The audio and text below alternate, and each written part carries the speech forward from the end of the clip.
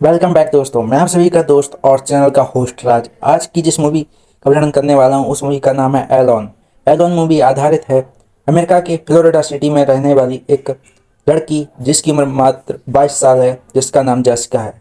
Jessica के पति की मृत्यु किसी कारणवश चलते हो जाती है, जिसके बाद जेसिका डिसाइड करती है कि मैं अपने परिवार से कुछ समय के लिए दूरी बना के रहूँगी। जैसे ही जेसिका अपने गाड़ी का पैकेज वगैरह लगाकर बाहर निकलती है, उसी के बाद कुछ दूरी जाने के बाद कहानी का ट्विस्ट स्टार्ट होता है। जैसे ही जेसिका अपने घर से 100-150 किलोमीटर दूर पहुंचती है, तो वहाँ पे एक अनजान गाड़ी उसका पीछा करती हुई दिखाई देती है, जिसके लिए वह 199 यानी कि अमेरिका इमरजेंसी कॉल पे कॉल करती है। लेकिन वहाँ के कस्टमर यानी कि जो इंस्पेक्टर हैं उनको जेसिका की आवाज़ सही से सुनाई नहीं देती है, और वो अनजान ब्लैक कार जेसिका की कार के आगे आगे आ जाती है। उसके बाद जेसिका बहुत ही ज़्यादा घबरा जाती है और वह फिर से कॉल को कनेक्ट करने का प्रयास करती है और अपने गूगल मैप के थ्रू आगे बढ़ने का प्रयास करती है। तभी वह अनजान व्यक्ति जो ब्लैक कार चला रहा था, वो ब्लैक कार आगे रोक कर जेसिका के सामने आ जाता है और कुछ हल्की फुल्की बातें करने लगता है।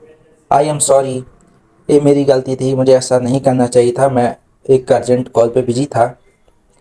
उसके बाद जेसिका को थोड़ा राहत से मिलती है, लेकिन फिर वह आदमी अपनी बातों को पागलपंती जैसा कंटिन्यू रखता है, जिसके बाद जेसिका का दिमाग ख़राब हो जाता है और जेसिका हाफ डिप्रेशन में चली जाती है और उसे बहुत ही चिंता होने लगती है कहीं ये व्यक्ति कुछ गलत ना कर दे, जिसके डर के कारण वह अपने घर से और आगे निकलने के लिए गाड़ी को स्टार्ट करती है और आगे निकलने लगती है।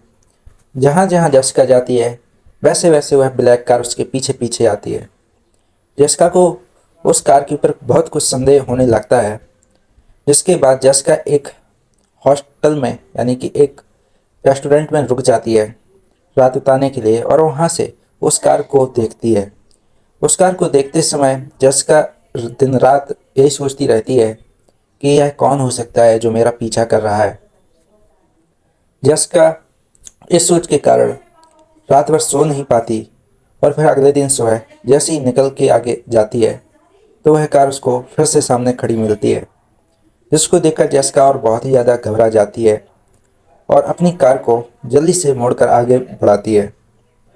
लेकिन जैसे ही जेसिका की कार आगे बढ़ती है, वह ब्लैक कार पर्सन उसके पीछे पीछे आता है।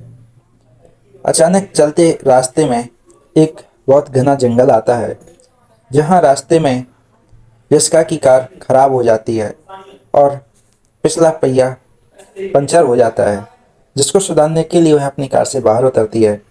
बाहर उतरने के बाद थोड़े टाइम बाद वह व्यक्ति आ जाता है अपने ब्लैक कार के साथ। जेसिका तुरंत अपने कार के गेट को ओपन करके कार के शीशों को तोड़कर उसके कार में प्रवेश करके उसको किडनैप करके अपने वेयर हाउस ले जाता है, जहाँ फिर अगले दिन सुबह जेसिका देखती है वह किसी वेयर हाउस में पड़ी है, जहाँ से निकलने का कोई रास्ता नहीं दिख रहा है, जहाँ पर सिर्फ एकमात्र खिड़की है जहाँ से थोड़ा बाहर का अंदरूनी भाग दिखता है। वहाँ से वह उचक के देखती है कि वहाँ पे कोई नहीं दिख रहा है। फिर थोड़ी देर बाद वही ब्लैक कार वाला पर्सन वहीं से नज़र आता है, तो जेसिका उससे बोलती है, मुझे छोड़ दो, मुझे जाने दो, तुम्हें मुझसे क्या चाहिए, जितने पैसे चाहिए उतने पैसे ले लो।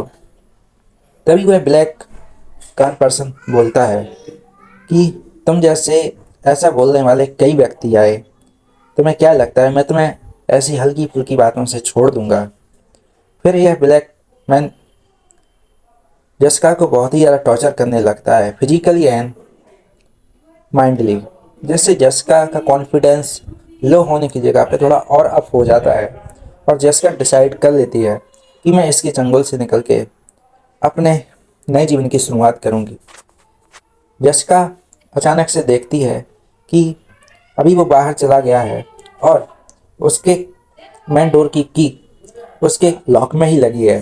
जेसिका अपने जैकेट का प्रयोग करके उस की को निकालने का प्रयास करती है, जिससे वो इंडोर से आउटडोर में जा सके।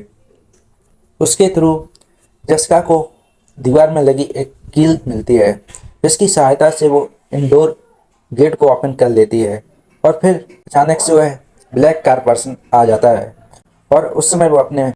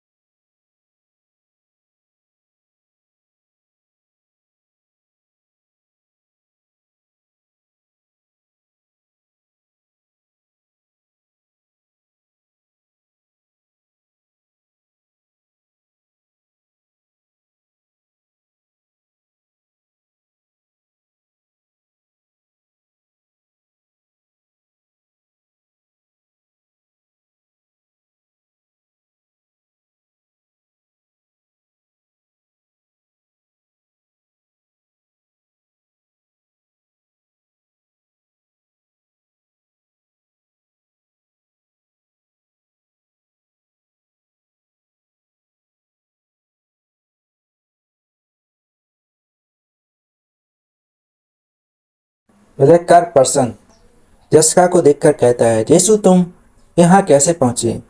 तो शिकारी कहता है, तुम इसे जानते हो? तो ब्लैक कार पर्सन कहता है, हाँ, ये मेरी बहन है और इसके पति ने सुसाइड कर लिया था, जिसकी वजह से इसको कभी कभी दौरे आते हैं। तब ये शिकारी कहता है कि यह मुझसे हेल्प मांग रही है। तब वह ब्लैक कार पर्सन कहता है कि मैंने अभी पुलिस को कॉल किया था, इस दौरान जसिका मुझे मिल गई है, तो मैंने पुलिस को मना कर दिया है तलाशी करने के लिए। जसिका उस शिकारी से कहती है, इस आदमी से आप बच के रहना, इसने आपको देख लिया है तो अभी आपको मारने के लिए पीछे करता रहेगा। जसिका की बात सुन के और ब्लैक कार पर्सन की बात सुन के शिकारी को कुछ समझ नहीं आता है कि किसकी बात को इग्नोर किया जाए और किसकी बात का साथ दिया जाए। इसी बीच ब्लैक कार पर्सन शिकारी को उसके ही गोली से मार देता है। इसी बीच जसिका थोड़ा मौका का फ़ायदा उठा के वहाँ से निकल पड़ती है और फिर उसको आगे चलने के बाद एक समुद्र मिलता है। समुद्र में जसिका तैरकर एक किनारे से दूसरे किनारे पे पहुँचती है। तभी वह वहाँ देखती है कि वह ब्लैक कार पर्सन उस शिकारी को दफनाने की प्रक्रिया में लगा रहता है।